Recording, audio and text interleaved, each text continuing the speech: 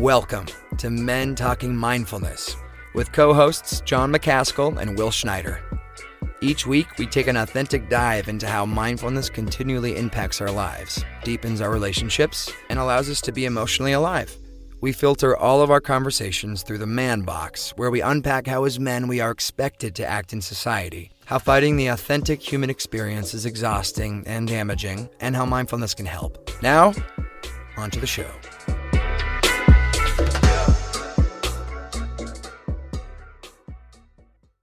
Welcome to the show, Men Talking Mindfulness. John McCaskill coming to you from Colorado Springs, and my brother from another mother, my co-host Will Schneider in New York City. And we're very excited about today's show. We have special guests, authors of the book Reinventing Masculinity, Ed Adams and Ed Frauenheim. And we're going to get into a lot today, from defining confined masculinity to explaining how to counter it and liberate ourselves and others through liberating masculinity.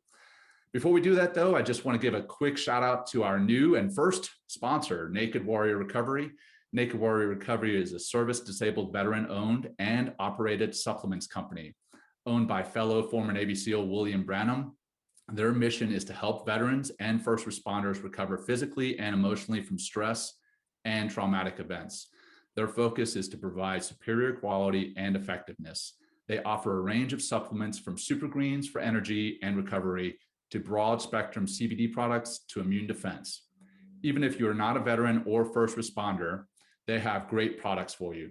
Go check them out at the link in the comments and enter the discount code MTM2021. So MTM 2021, and you'll get 20% off. And Will post that comment or that link in the comments here in a second.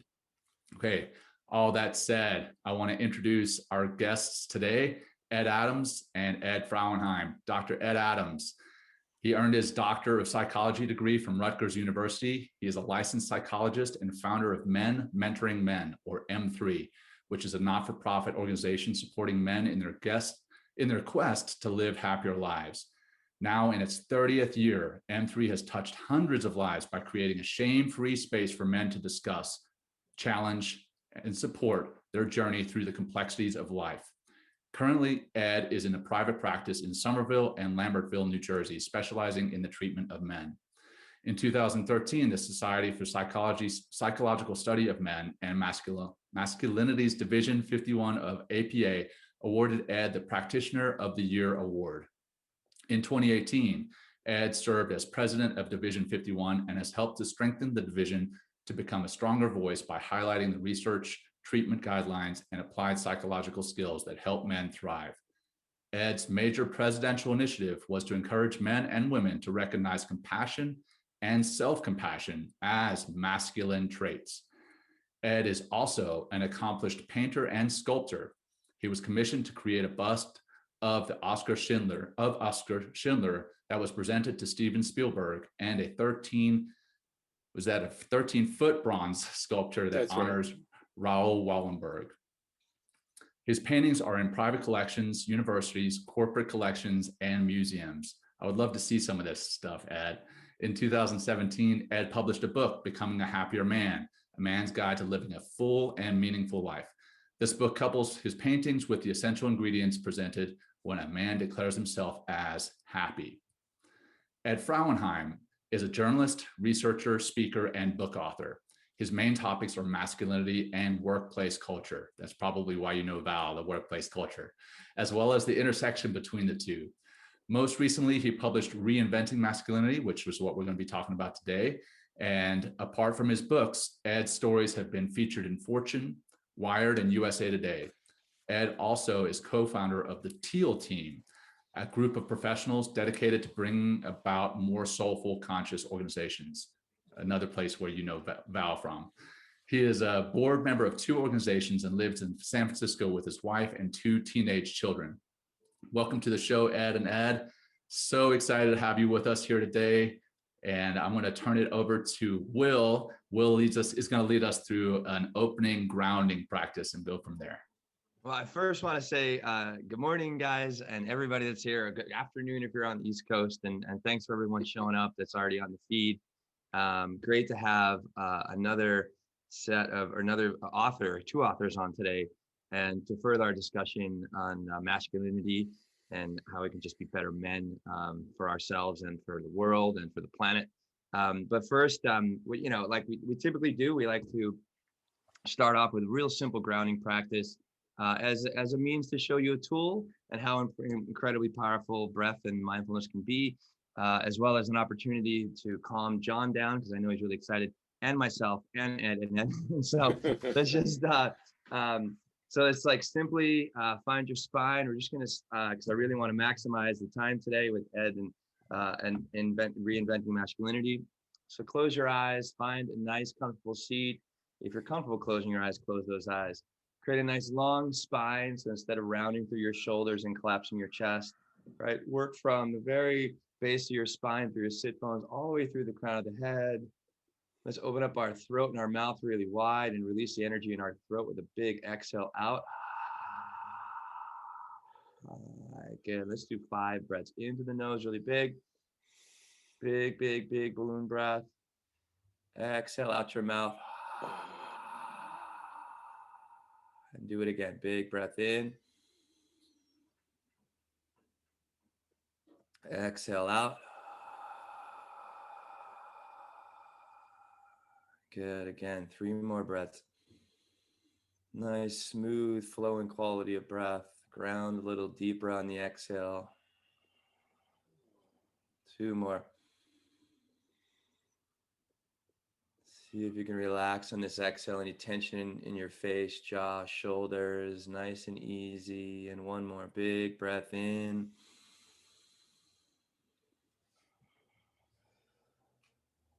And exhaling smoothly out. And just stay here for a moment. Find a breath in and out of your nose and just notice how you're feeling right now. What your emotional, internal selfie. Just to see where you are and to feel how you are.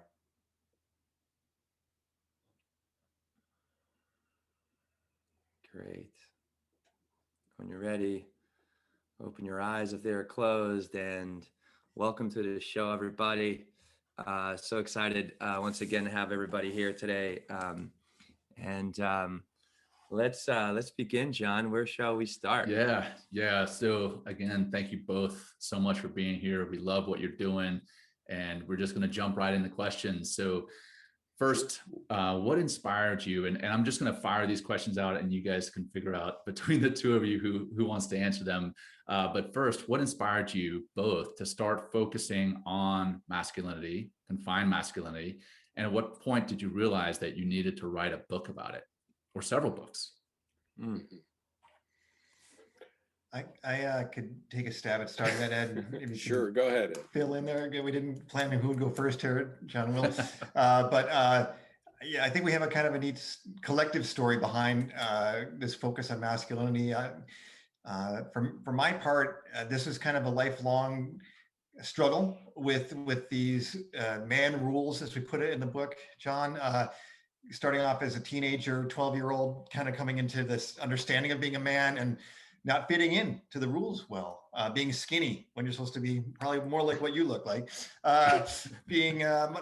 losing my one fist fight in 6th grade, and also not winning sports events, even though I was athletic or loved sports, but that quest to be like strong and dominant and competitive and a winner, those were things that didn't work out so well for me. And in the work world, similarly, I went to a good college, that was great, but then I came out and I didn't rise to the top of the heap or get my stories. I was a business writer for many years. I did not get, my Pulitzer Prize. And so these things are, create shame and struggle. So I was wrestling with some of these things. And as I studied the workplace culture, as you pointed out, a Great Place to Work and other places, I realized that how men are going to succeed in the workplace that's emerging has to change. They have to stop or move away from this domineering, top-down, bossing bark kind of leader and move toward a more collaborative, emotionally intelligent, self-aware, mindful leader. So I was writing some personal essays and seeing this business convergence toward a different kind of masculinity. I connected with Ed, who's kind of the writing the book about men's happiness as an individual and coming with the psychological wisdom. So we connected, and I'll let Ed share his part of how he came to the table, if you will. Sure. First, thank you both for having Ed and I on your show. I really deeply appreciate it. I look back at my life, and my father was part of my life, but he was a World War II veteran, and he served on Guadalcanal, and then they sent him over to Europe, which was very unusual. So he spent 5 years of his life with somebody trying to kill him. And he had post-traumatic stress disorder. We didn't know it at the time, or didn't label it that way. And but he self-medicated through alcohol. So he became an alcoholic. And so I grew up with a dad who was on one hand very loving and devoted to others, and but filled with pain. And when I was old enough, I went into the minor. We were raised Catholic, and I went into the minor seminary after 8th grade, which was all male.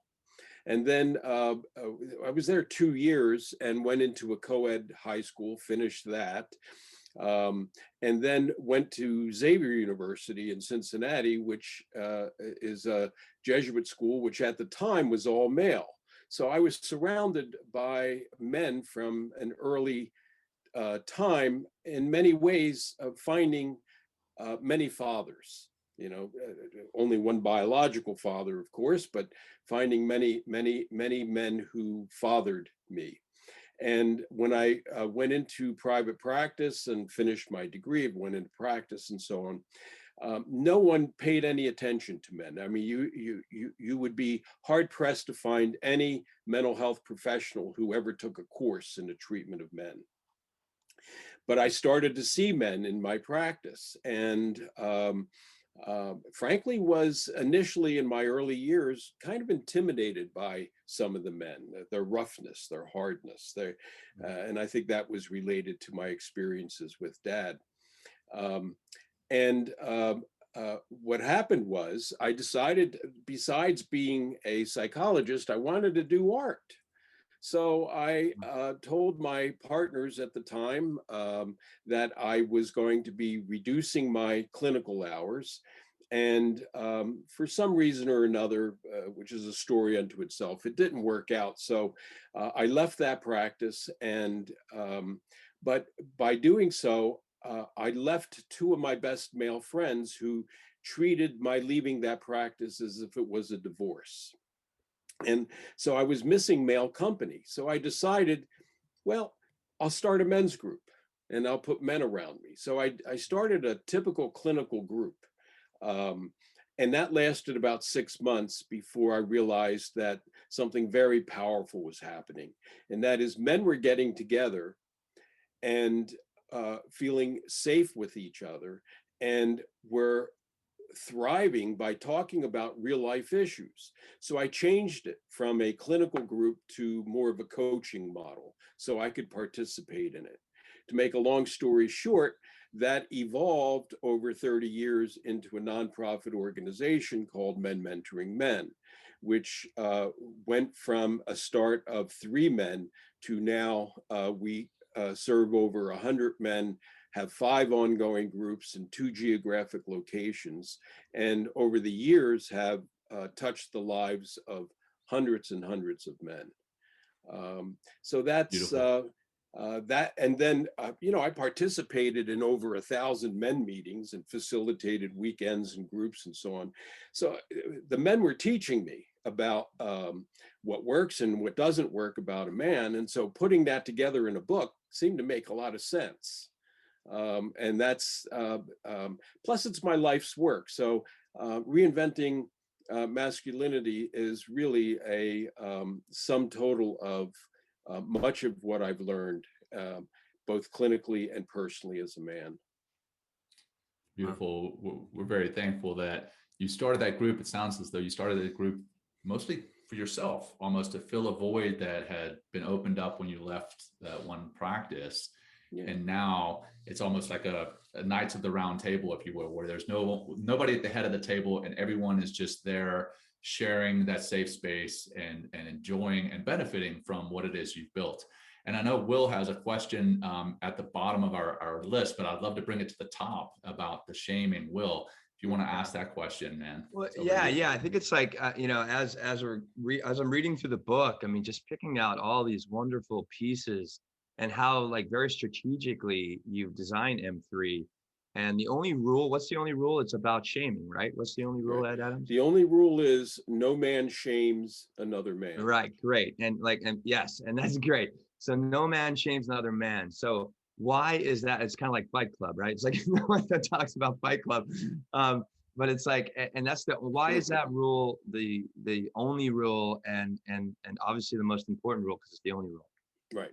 Well, it was vital to create an environment where men felt safe. Robert Bly, the poet, said, "When men get together, can violence be far behind?" And what he was talking about isn't just physical violence, but the put downs, the shaming, the ridicule, and so men at that time, men did not really understand that they were surrounded by sources of shame. And so when whether it be by women or by each other, as they began to learn what shame was and how it's influenced their life, the men began to become very sensitive to how we spoke to each other, what comments we made. Our words mattered, and so that rule, no man shames another man, created an entire environment where men began to really share their own personal truth. And the reality became that no one was presenting an issue, no matter how dramatic or how simple, that other men didn't either experience, think about, or wonder about. So if you shamed another man, you were actually learning to self-shame, because the difference between ourself and someone else was really kind of a false dichotomy. Well, I feel there's also the shame as well, because I have a couple brothers. I have a lot of men in the Schneider clan back in Pennsylvania, and I've been sitting my own men's group for a few years, and shame is something that we really identify ourselves with. And I feel like shame so much keeps us in the conversation, keeps us within the feelings of confined masculinity, which I would love to, we're going to talk about more in a second. But I feel like that shame, it's like that we talked about with Liz, John, the shame spiral, of how we're just and if we're always communicating that way, we're always feeling that way, then we're going to continually, keep that cycle and circle of shame going, which puts us in that confined masculinity, which, if we're ready to talk about or jump into that part of the conversation, which is a major, it's one of the biggest parts of the book. I love to run with that, unless we have another comment about shame. Ed, did you have something you wanted to add on that? I think you're right, Will, on that shame piece, and great for you to be doing your work with your group. One thing I would just add about how powerful Ed's group is with that rule is that I visited the group, talked with a number of the members, and reported on it as part of us writing this book. And what's neat and hopeful about the M3 experience is that the guys in it are still guys. They're playful. There's jokes. It's not like it's all earnest, and it's also it's not just these highly educated, woke guys on the coast. You might think of like San Francisco or New York, guys that are kind of steeped in a kind of a woke culture. These guys are all over the gamut in terms of their jobs. There's a construction company owner, there's accountants, and yet they have found this way of moving past that culture of put downs and shame and overly hazing each other, to get to this place of depth and emotional honesty and deeper life fulfillment. And so I just was like, holy cow, I didn't know this was possible. And it gives me a lot of hope as we think about the kind of polarization in society and how a lot of guys are kind of stuck right now in this confined masculinity. Yeah. I think you bring up a really key word here, that playful. I think that that's like what is really required in order to kind of tap out of confined and go into liberating masculinity is that playful nature that I think, shame keeps us away from that authentic expression we talk so much about, John, right? And that vulnerability, that playfulness is a sense of vulnerability because it has curiosity as well as discovery in it, and it requires a sense of vulnerability. So yeah, nice, very excellent. Yeah, and I'd like to unpack that vulnerability and the confined masculinity. You used the word stuck there as well.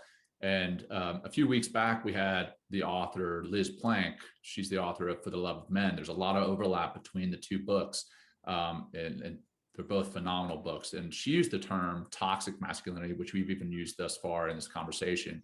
And in your book, you use the term more often. You use the term confined masculinity. Can you explain that term and then how you see that differing from toxic masculinity? Because toxic masculinity did fuel some of the flames in our live chat. Some people took exception to that term, and I think confined masculinity may be more acceptable. But could you define that and then how it's different from toxic masculinity?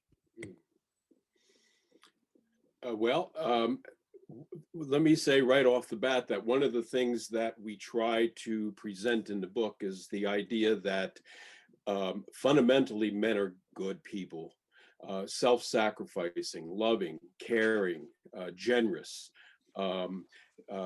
often unsung heroes in their own families, and underappreciated for what they often give and to others, and also appreciated for what they give to others. So when we talk about if we talked about toxic masculinity, frankly, we use it once in the book.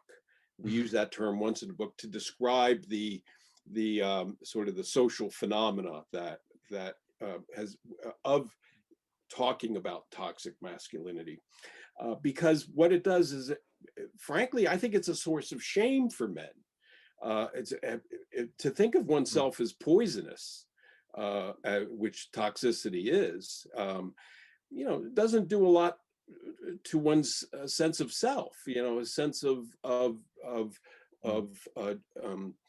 generativity. If I'm poisonous, then I better stay away from people. If I'm poisonous, I better be very self-conscious of what I say, do, and how I act. And so it's very restrictive, and which then leads to the promotion and the continuation of confined masculinity, which Ed, you probably can begin to describe here. Sure, thanks, Ed. Everything Ed said, I agree with, and I think we really wanted to sort of take a more neutral, descriptive approach to just this question of masculinity today. And I think what we would say is, as I said, the behaviors might be that you see at the end are maybe dangerous or poisonous at times, but the root is something that is we think is this caged or confined masculinity. That if men are experiencing these deep assumptions that are quite limiting and constrictive, it's going to hurt them, and then hurt people, right? They will hurt others and behave in ways that are troubling. So when we took a hard look at what are these deep assumptions, and we looked at some other research as well as the latest APA work and what we're seeing in the business world for that matter as well, is that the confined masculinity is really our conventional masculinity, and it's defined by separateness and limitation. There's limited roles men can play, like the provider, the protector, and the conqueror. And then there's limited ways of relating, that we're supposed to be consistently competitive, always ready to battle. We're supposed to be stoic, withhold our emotions. We're supposed to be dominant. And we're also supposed to be very self-reliant. We're supposed to be self-made men to the point of isolation. So when this is our set of options, quite a limited set, it ends up really, hurting us as men, and then that spills out in kind of unhealthy ways to all those around us. Yeah. If I could, I just want to, because I want to get into one particular piece of the definition. I'm going to read from the book for a second, just to kind of bring this home and really nail this down into our consciousness and into our community. Confined masculinity focuses on a man's separateness more than on his sense of belonging. I mean, that's just a huge statement right there. For example, many confined men believe they should keep emotions to themselves, be self-sufficient, and show no vulnerability. Confined masculinity also has a fundamentally fearful outlook, a mindset of scarcity and ever-present danger. Confined masculinity effectively puts men in a defensive crouch, ready to snarl at perceived threats, predisposed to lash out, and struck with a distorted view of their surroundings. And that one piece of the definition that it brings it in almost a postural kind of physical nature is that crouch. And I was wondering if we can kind of unpack that a little bit, because when I read that word, I was like, and I felt that it's not even just the concept. I was like, oh my God, like I definitely know. And I'm like, so I was wondering if you can just talk about crouch a little bit, see where that takes us. Will, I'm so glad you picked up on that passage, because that's one of my favorite passages in the book. And we were trying to really explore how this language does include an embodied element. And as Edward and I were talking about this, if you're always on the defensive, you're always ready for combat, you got to give your arm up. It's like you're stuck behind your shield, like you can't see that much. Right. And then so we're really, and that corresponded to this inability to see the world as anything other than dangerous. And so there's no way of seeing a way to relate to others. It's not about trying to best them. Right. And so we can't see the opportunities to collaborate. We can't see the opportunities to play together nearly as much if we're in that crouch and with a limited perspective. And I mean, Ed, maybe you could share a story or two about some of the, even the story you shared recently about the fellow and the way he interacted with his wife seated behind his desk. Ed has such great stories that speak to this topic. Yeah, that's a story of a man who read the book and was moved by it and decided to come in to do some therapy. And he told me this story that he's a highly successful, highly competent, capable man who is providing well for his family and so on. But in his marriage, he's sensing that there's problems brewing. And he said, typically he would bring things up with his wife. So he would invite her into his office. He'd sit behind his desk and she would sit in front of his desk. So it was more like a business transaction than an intimate conversation. So he said, after reading your book, I know we needed to have a conversation. So I invited her into my office. I set a chair so that we could sit and face each other.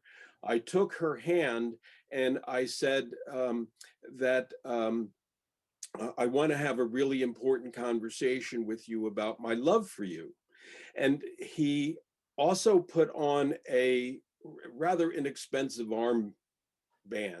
And he said, the reason I'm wearing this is because whenever you see it, I want you to know I'm devoted and loving to you. And every time I look at it, I want it to remind me how much I feel love and feel devotion to you. And she thought he dropped out of another planet suddenly. Right. And music to her ears, right? Right. So a couple of things were happening there. It's what I refer to as a liberating masculinity moment. Sure. And in that moment, he changed the nature of the game. Yeah. He became vulnerable. He became intimate. He became open. He became more accessible to her. Authentic. And it made a huge difference then they decided to go away for a week together. I wonder what that was like. Right. Which was well overdue. Can I just, I love that story. And to me, like the desk is like a shield. And it kind of keeps him separate from her and also prevents him from seeing her as an equal partner in their relationship. Right. You know, he's got the power position behind the desk like a businessman, and he put it aside and you could see her more fully. So that's you know, he's not necessarily crouching, but sitting behind his desk. And so that's to connect those dots there a bit. But it's such a neat story, and loving that we're hearing some stories of impact like that. And that anecdote, I mean, that carries out, you know, just outside of the marriage, that can come into play in the business world and leadership. Mm-hmm. In the SEAL teams, many times I would go in to see a boss, and I would sit, much like you were just describing, on one end of the desk, and he would sit on the other. And I say he because most of my leaders in the SEAL teams are men. Sure. But anyhow, that seemed much like there was a boss. And last week, Will and I spoke about boss versus leaders. And there was so in that situation, there was a boss sitting on one end and somebody else, a subordinate, sitting on the other end. But then I had leaders who would come out from behind their desk, and we would sit basically at a small coffee table in their office. And it seemed, even though there was a rank disparity, that he would see me as an equal and really want to know my thoughts on things. And that really opened up the connections there. So it carries out outside of the marriage into leadership in corporate teams, in sports teams, in nonprofits, whatever the case may be. I think that's an important thing to carry out from that anecdote. And that anecdote also resonates very strongly with me right now, in that this past week, my wife and I were looking at buying a minivan, which also is a transition from the confined masculinity that I used to say, no way am I ever going to drive a minivan. But here I am. One, I drive a Fiat 500, little yellow one, and now I'm also like a boss, John. You do. but in the purchase of this minivan that we're looking at getting, I started moving money from one account to the other to prepare for it, and then I realized, you know what? I haven't even spoken to Becca about this. Why am I moving money and just taking care of the finances without ever communicating to my partner, my equal, not the subordinate in the marriage, but my equal? So that anecdote definitely resonates with me. And I know you shared that in the webinar series that you guys are doing together. And we want to talk more about that webinar here in a second, towards the end of the show. But prior to that, I want to talk about the 5 C's that are part of reinventing masculinity. If you could cover what the 5 C's are and then expound upon those, would love to hear that. Yeah, you want to go with that, Ed, or you? Sure. And yeah, to put a little context on there, these are 5 practices that we think are vital to moving from a confined masculinity to what we call liberating masculinity. And would it make sense just to give a quick definition of liberating masculinity, John and Will? Oh yeah, please do. Hey, absolutely. In essence, it's a way of a kind of masculinity that frees men to live fuller lives and frees everybody around them, for that matter. So men can have more roles, and not just the 3 I mentioned before, but caregiver, sensitive lover, equal partner, steward of the environment and earth, for example, as well as relate in new ways, so that you can be emotionally available and attuned. You can be collaborative, not just competitive. You can be aware of your own privilege, aware of yourself and how you've had certain advantages, because we're not as self-made as we like to think we are. So it really is enabling a wider ability to connect with the world around us. Right. And so the 5 C's, these practices are on the one hand ancient or old, but we're updating them. We're talking about what it means to really make this shift and advance in our masculinity. Curiosity, courage, compassion, connection, and commitment. And just maybe I'll start with one, and you can jump in with some of the other ones. But on the curiosity piece, it's reclaiming curiosity as men. Right? We all start as curious kids, right? Little boys and girls are always asking, "Why is the sky blue? Oh yeah, why do airplanes not fall out of the sky?" But by the time we're 12, what was that, John? I said, oh yeah, I've got 2 young ones, and my 2-year-old, okay. I think the only word he knows is what and why. Isn't that the best? And it drives us crazy. But we get that driven out of us by the time we're teenagers, right? Because then we look stupid if we ask questions. We look vulnerable. We don't know the answers. We're not that know-it-all, the smartest guy in the room. But this is a vital habit and practice to ask, is this really all I can be as a man? Are these man rules that I've been accepting, are they legitimate? And then if we think about that work world piece, the boss leader piece, if men don't show up as constant learn-it-alls, that's a term of Microsoft CEO Satya Nadella, instead of know-it-alls, we're going to be left behind. Things are too fast. Right. Things are shifting in such a way. You've got to be ready to learn, which means being vulnerable if you're going to really thrive as an employee, as a leader today. Ed, let me ask you to kind of continue with the other C's there.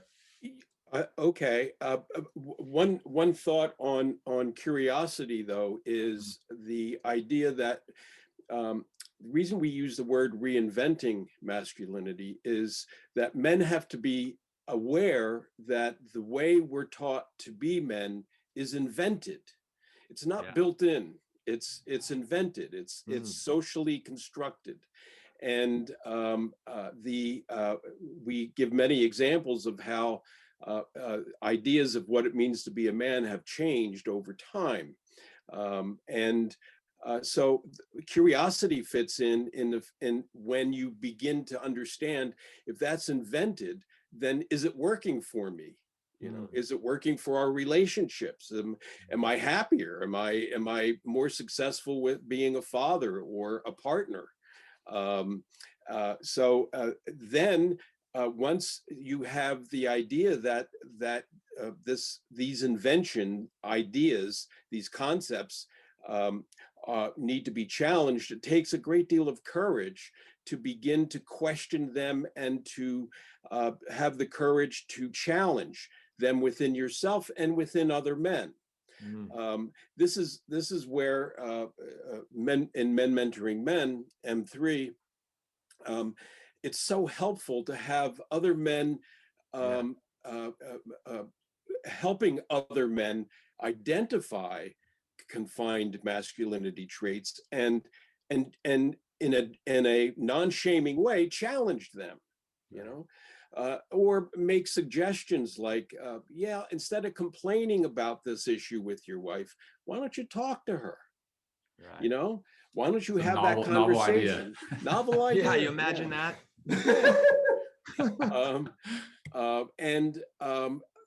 And slowly, because other men are sharing not only issues, but their success stories, it builds courage. It builds the courage to challenge those long-held, those ideas are not sacred. They are worthy of being challenged. And so that's where curiosity comes in. Yeah. And then I'll say something about compassion, and Ed, you could say something about the connection piece. And you know, the longer I've been in practice, the more I realize that when positive change occurs, there's always an increase in compassion.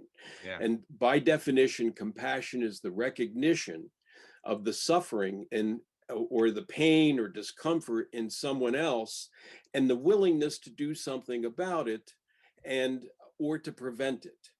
Self-compassion is recognizing your own suffering, pain, or discomfort, and then having the curiosity, the courage to do something about it, to prevent it, or to prevent it. So compassion becomes like both a process and a result. It's a process of connecting with others, of being involved with others, of seeing others, and having the courage to actually see suffering. You know, when the Gulf War started, and I was watching, you know, I'm old enough to remember the Vietnam War, and the coverage during that time was very graphic. You saw people get shot, you saw people die, you saw blood, and it was like, it evoked compassion in the nation, and not everybody, but in the nation. In the Gulf War, what you saw was a video game, a little thing looking at a target and the target blowing up, and there was no humanity to it. There were people dying. There were innocent people dying too, on both sides. And so the more detached we become from having the courage to actually acknowledge suffering, If we move away from that, we reduce compassion. If we move towards that, we become more alert of the suffering within ourselves and the desire to help other people. That piece is built into the equipment. That is part of our evolution. Compassion is not invented. It's part of our evolution. It has its roots in attachment. It's in our biology. Our biology, and its roots in bonding. What new child could exist more than a few hours without attachment? Yeah. Well, you say, just to back this up, you mentioned the Dalai Lama here in your book, and it says, Dalai Lama, the 14th Dalai Lama, if you want others to be happy, practice compassion. If you want to be happy, practice compassion. Right. That's right. And that's maybe a good segue, Will, to the connection piece, because what we're calling on there, the practice of acknowledging these bonds that we have with others, with everyone around us, and also we say with sort of the web of life on Earth, and then to nurture those bonds and to expand on them.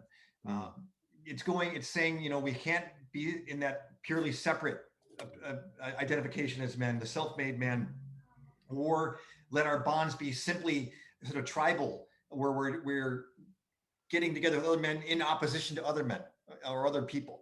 It's kind of a universal understanding of the spaceship Earth, as Buckminster Fuller put it, that we all are interconnected, and then actually taking some steps to start strengthening, nurturing those connections, and starting to see ourselves as a steward of the Earth.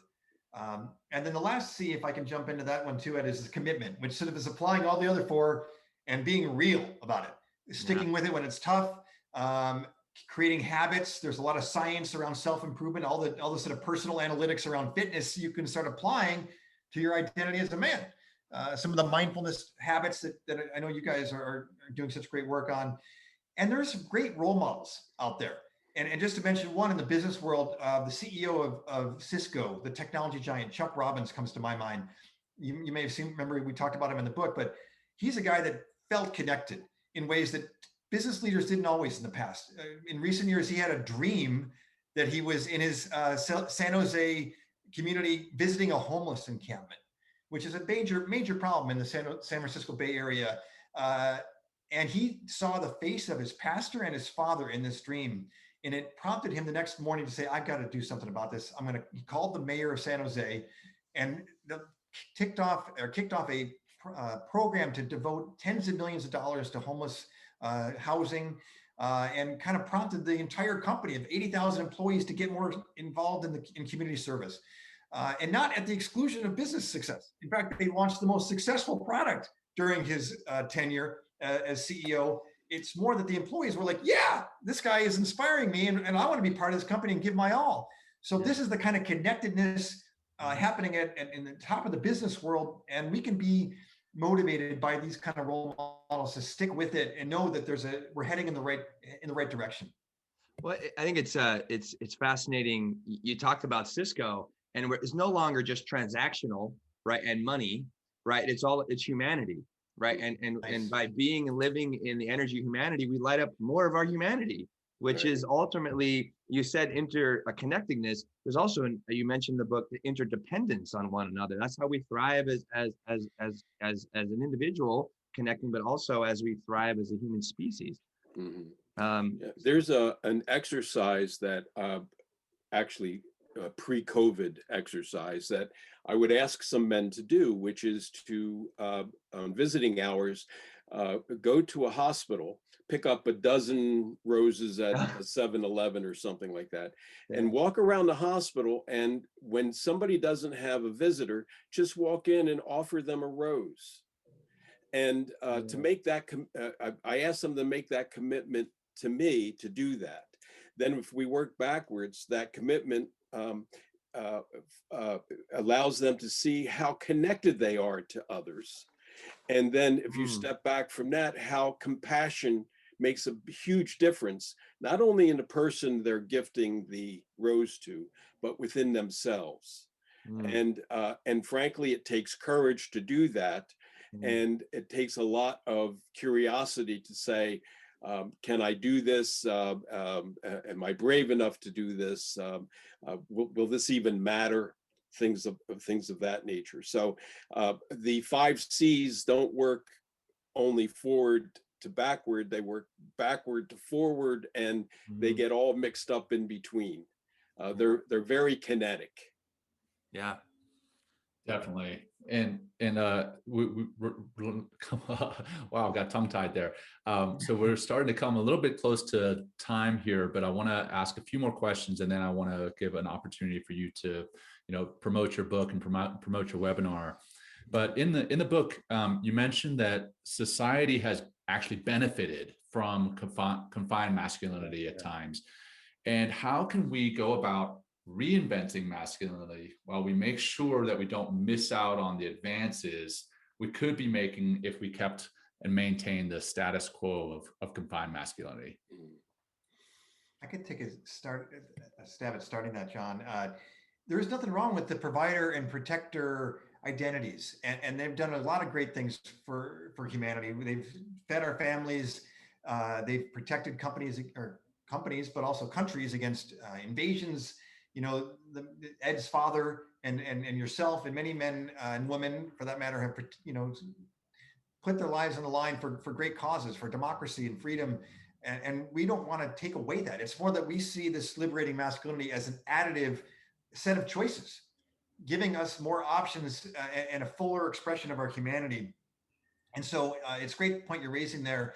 Similarly, we're basically talking about a blend of some masculine energies and feminine energies. This is the yin yang sign, got it, thousands of years ago, where yes, we're still going to be assertive and stand up for what's right.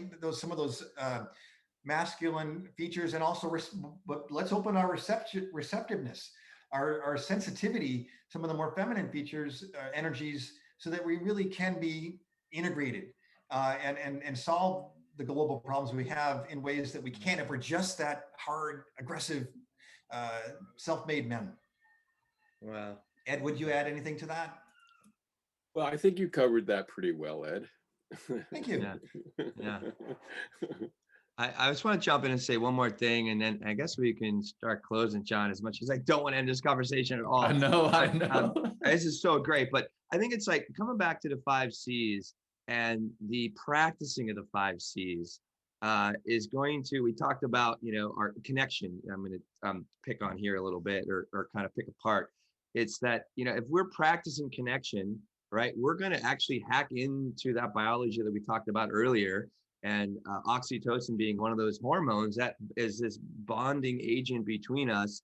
And therefore, by practicing handing out roses or just hellos on the street to people that, at the bodega or, people at the grocery store, or just saying, hello to your significant others in a more meaningful way, is actually going to help us to feel that biology and that connection within ourselves and therefore other people. And maybe we won't be as scared of it as much. And we'll get out of that crouching position and into more of a wholehearted way of posturing, as well as being in the world and functioning and communicating the world beyond transactional and into more meaningful and vulnerable way of being and helping and really speaking to one another. Yeah, it's well put.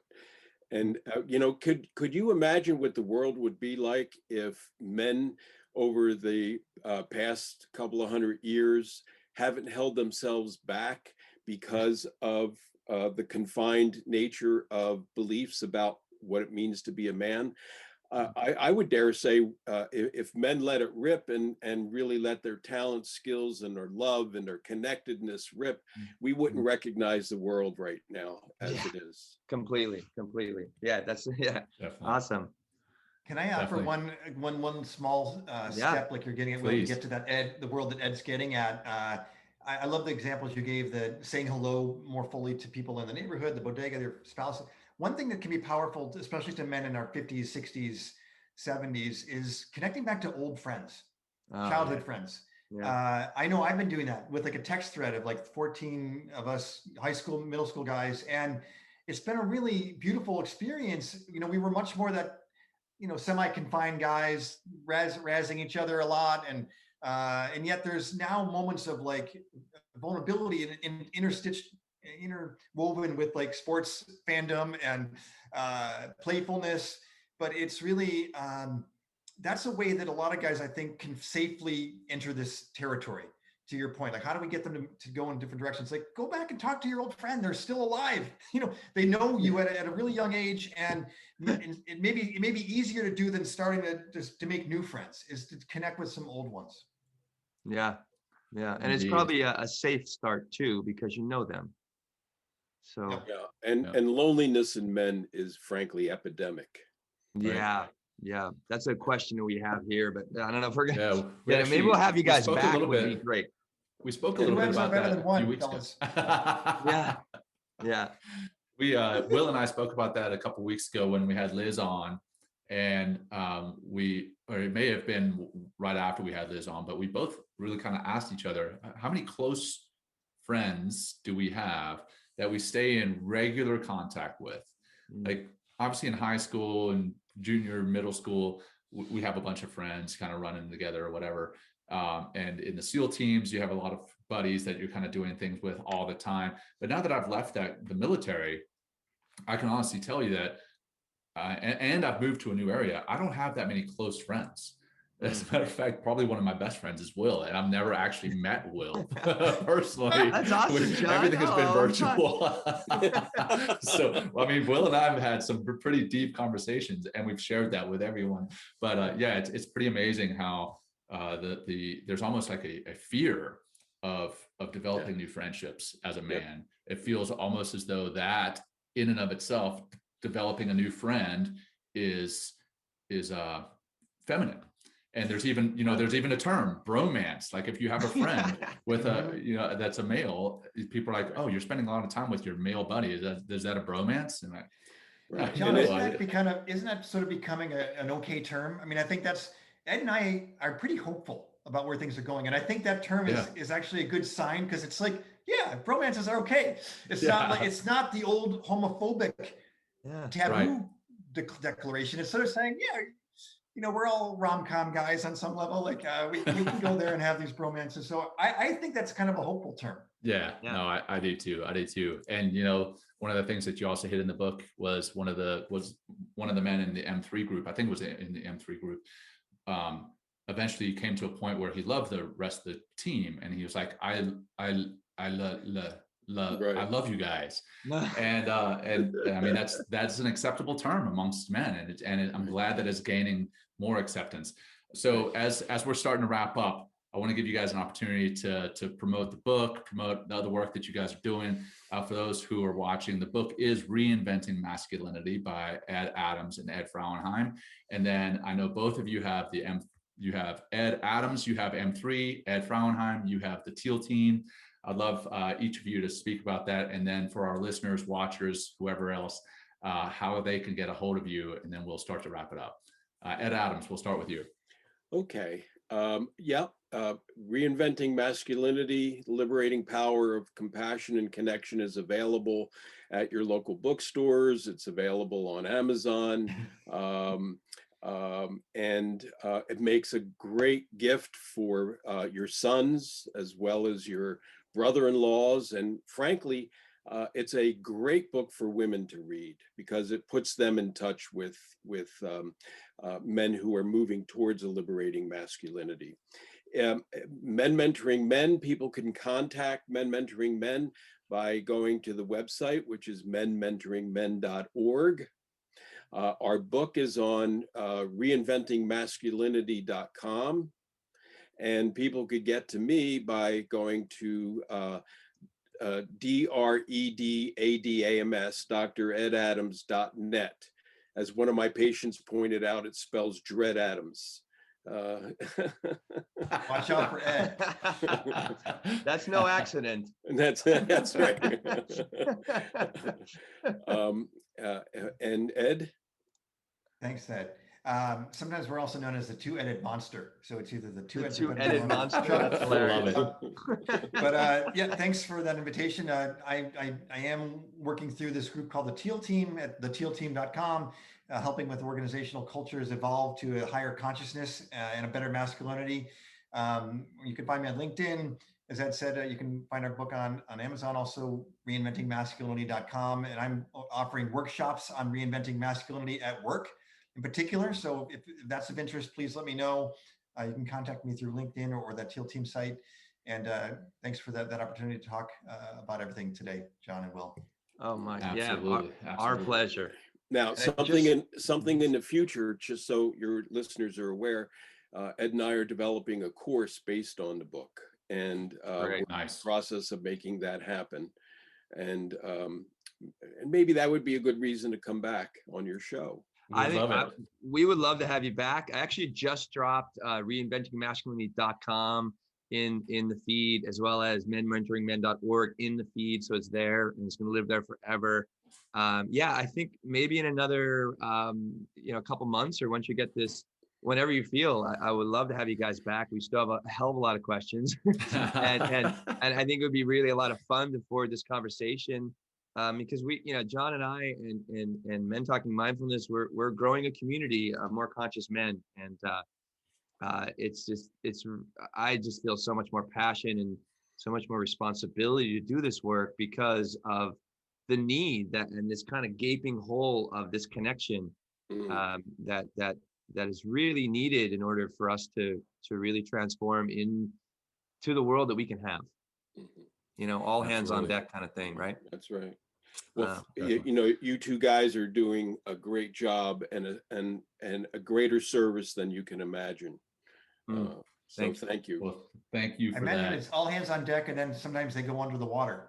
Exactly. As the SEALs guys and gals do. That's right. For sure. Well, that all said, what we do, Ed and Ed, at the end of our shows is we wrap it up, much like Will started the show off with another grounding practice. And I know you mentioned mindfulness and meditation in your book as a way to really get into touch with what it is you're experiencing, and also to grow that compassion and that curiosity, that beginner's mind, which Will and I are going to talk about in a few episodes. It is such an important thing. And I love that.